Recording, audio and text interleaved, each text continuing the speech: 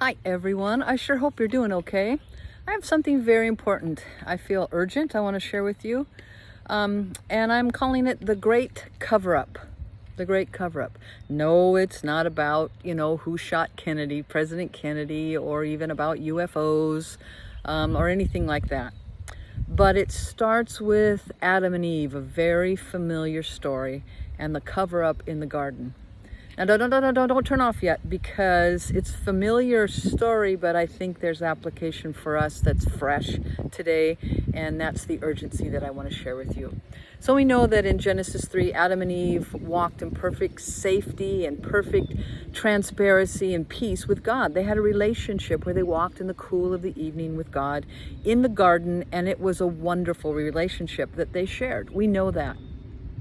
And we know that they were given an instruction. As a loving father gives instruction, he gave his instruction to his children, and he said, take care of all this, eat all this, but don't eat that. And that's just what parents do. They instruct their kids, right? And they do it to protect their kids. They don't do it in a way that's trying to harm the child, or that's trying to do anything to hurt the child, or to keep the child from any kind of fun or enjoyment. That's not why they give instructions. They give instructions to protect the child. And that's what God was doing. He was given instructions to protect his child.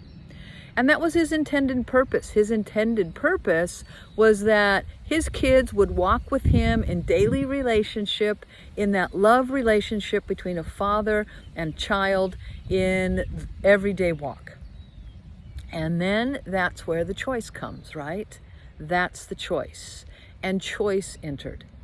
And the man and the woman in the garden chose. Just like you and I, we have a choice. We choose. And the man and the woman in the garden chose to disobey.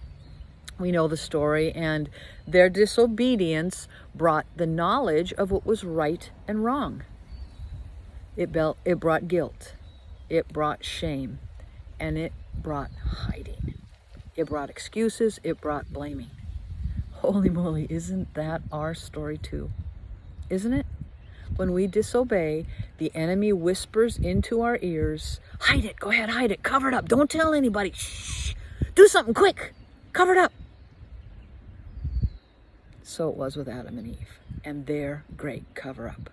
And they immediately took fig leaves and they put them together, and they made a hiding place. They made a cover-up for their disobedience. The great cover-up that they made was taking those fig leaves, because they were trying to hide their disobedience.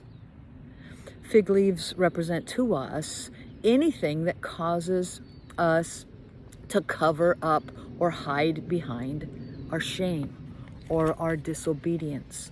Whatever it is that we hide behind, whatever it is that we take refuge in, that's the fig leaf. The fig leaf tries to cover and separate and hide our disobedience. Hide that we really didn't know right from wrong. The fig leaves were attached together for their covering.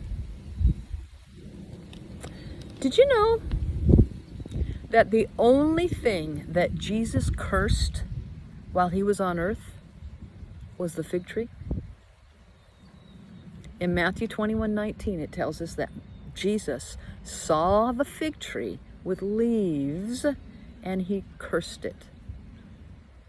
Friends, I am telling you, that leafy fig tree and Jesus cursing that leafy fig tree shows us how seriously God takes anything trying to cover our sin.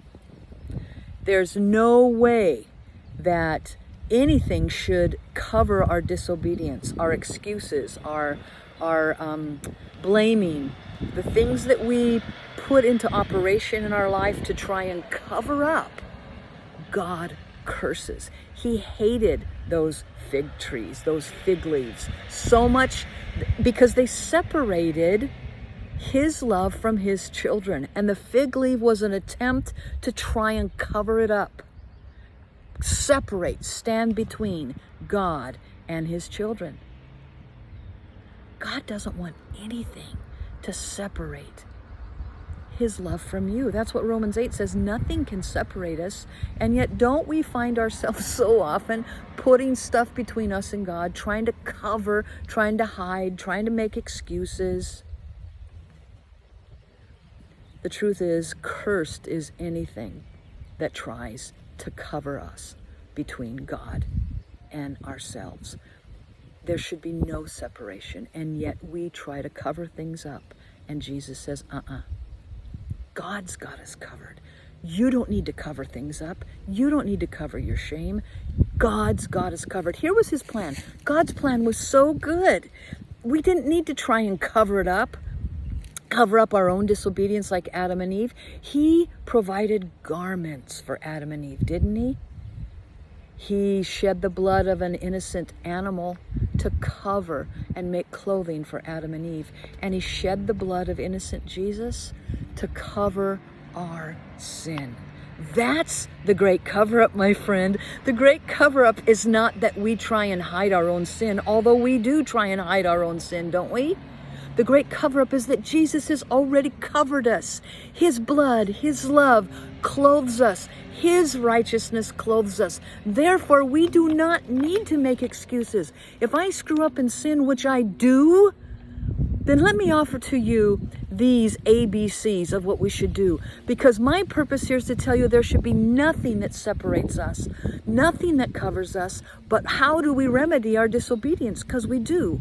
We do. Here's my suggestion. Number one, how do we walk in this cover-up of God's righteousness? Number one, admit our sin to him. When we sin, ABCs is A, admit our sin. Don't try and hide it. Don't make excuses. Don't blame. Say, yep, I screwed up. I stole that. Yep, I screwed up. I performed this immoral act. Yes, I screwed up. I lied about that. Yes, I screwed up. Whatever it is. Yes, admit it. A. B, beg for forgiveness. Father, please forgive me. I am so sorry. I shouldn't have wandered and looked at that stuff and gotten involved in that immorality. Please forgive me. Please forgive me. Please forgive me. No hiding, no excuses, no blaming. Beg for forgiveness. ABCs. Admit it, beg, and C, communicate with him. Ask him to cleanse you deeply. Talk to him. Communicate. Tell him. Communicate with him. God, I'm having a hard time with this. I don't know how to wrestle with my temper. I can't get the control of my language. I don't know how to turn off that stuff on the computer. Oh, God, help me. Communicate with him, the C's, and ask him to cleanse you of that perversion, that sin that wants to disobey. And then D, do it again. Don't sin, don't disobey, but do it again. Repeat the ABCs as often as you need to. Do it again. The great cover-up is that God has made a cover for our sins.